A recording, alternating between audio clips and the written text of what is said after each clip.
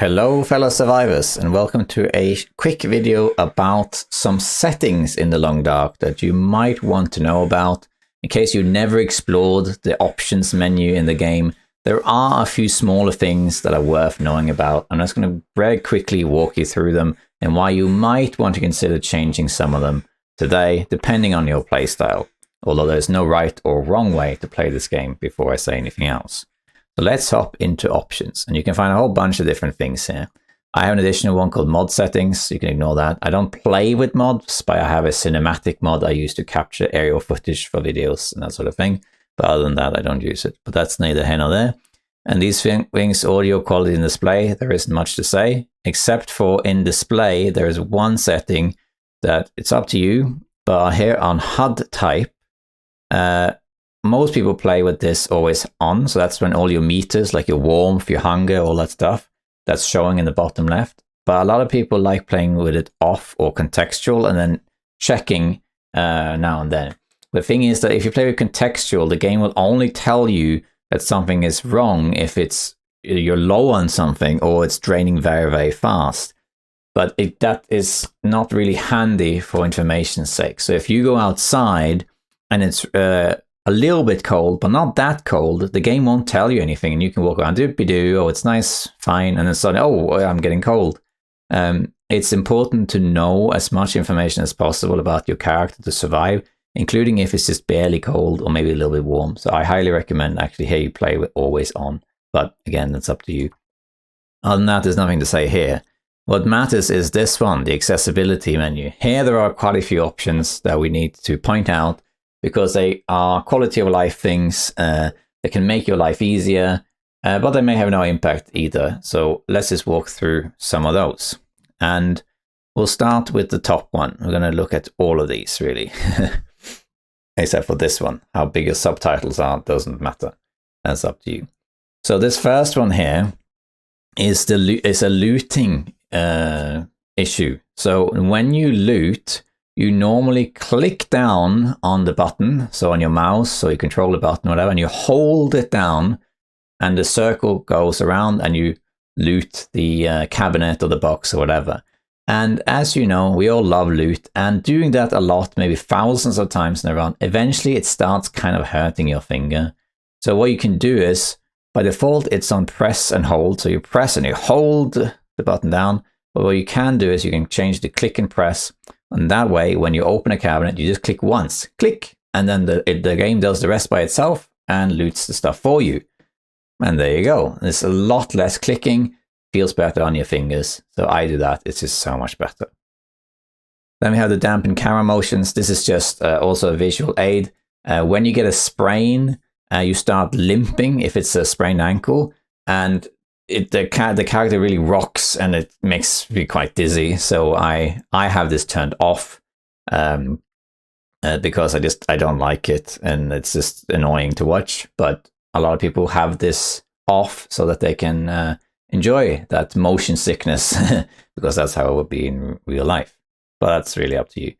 Then there's some other ones that are a bit important. So this one is the one we have to talk about the most. The struggle input type. So there are two ways to fight a struggle with a wolf. So when a wolf attacks you, by default, this is on quick tapping. So when a wolf comes into play and you choose a weapon and start attacking it, you have to spam the button. You know, or if you have a keyboard, I think a Fiend uses actually a button on his keyboard, for example, then it's like, you gotta spam it as fast as you can, right? And it's all a question of how fast you can spam the button, really, right? Now, the thing is that that's very difficult to do. You have to really, really spam the button. And some streamers even prepare themselves. They kind of reposition their hands as they're about to do it. And then they spam that button and they try and fight the struggle. However, what you can do, which is what I do press and hold. So basically, these two have been reversed, right? When I'm in a wolf struggle, I just click the button once, click, and then I hold it down, and the game fights the struggle for me, but it does an average amount of resistance, right? Now, that sounds really easy, but actually it's worse than usual. So There's been some testing. I believe it was by the streamer called GunTech1 who did a test, and he found out that if you use this function, press and hold, you take on average a lot more damage from the wolf than if you spam the button.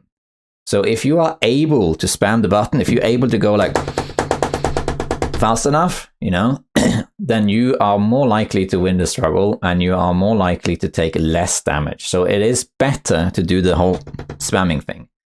However, it's also really intense, it's really frustrating, and it can be a really bit of strain on your hands and maybe your arms. So I like doing press and hold. That gives you a sort of a standardized amount of taps. The game kind of gives you an average amount of taps per second. So it's really up to you. If you find it very difficult to spam that button, you find it very difficult, you do it a bit slow and it's a bit hard, you absolutely should change to this. However, if you already are happy with your struggles, if you feel you can manage to do the quick tapping, then you should maybe just keep it because it is more efficient. So this is really up to you. I largely prefer, I hate tapping, so I prefer having press and hold. And I have had this for years. My entire 1,000-day run where I survived, all of that was, except for the first few 100 days. I think the first 100 days I didn't know about this. And then the next 900 days or so was with this. And I was in many struggles, near death, and I survived. So it works just fine for me. But you have less control of the outcome. Okay. And then we have Autowalk. This is also one that's great. I recommend using it, again, just for fatigue purposes, especially if you play a lot or if you're a streamer. A lot of games have Autowalk or Autorun, and Long Dark is no different. So by default, this is actually off. So you have to, if you want to use this, you have to go in and you have to turn it on.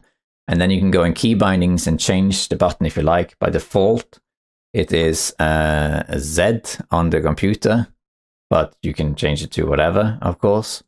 And this just makes it so much easier. You can just click that button and the character walks away and you can rest your hands. And there's a lot of walking in the the Long Dark, you know. Just be mindful when you're near edges and stuff. It's very easy to walk off an edge, especially in like the ravine. So be careful about that. It's a bit risky. So much other stuff on the plate. I had so many. Whoa!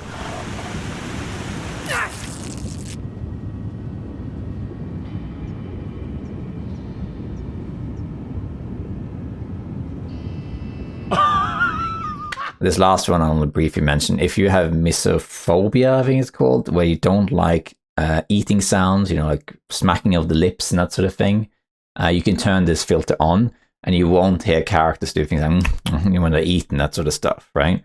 A lot of people don't like hearing those sort of things. If you don't have that sort of phobia, you probably think it's weird that some people don't like that, but every phobia is weird to people that don't have that phobia. We all have something that we don't like. This one turns off those sort of things. I don't have misophobia, so I have it off, but I have started turning it on because some of my viewers requested it. So I have changed it, and that's why I have it on, even though I don't have it myself. It's just for viewers. I mean, what difference does a few drinking noises make? So that's it, really. This is the most important part. You should know this menu. They are not going to severely impact your game, but they might make it a bit easier for you to play. Less clicking, less stress, more just less fatigue, really. So those are just some smaller things that you should be aware of. And that's it, really. Other than that, they're not going to change your life, but they might help just a little bit. Okay, with that said, hope you enjoy Survivors, and let me know if this was useful and what settings you prefer. And I'll see you next time. Bye-bye.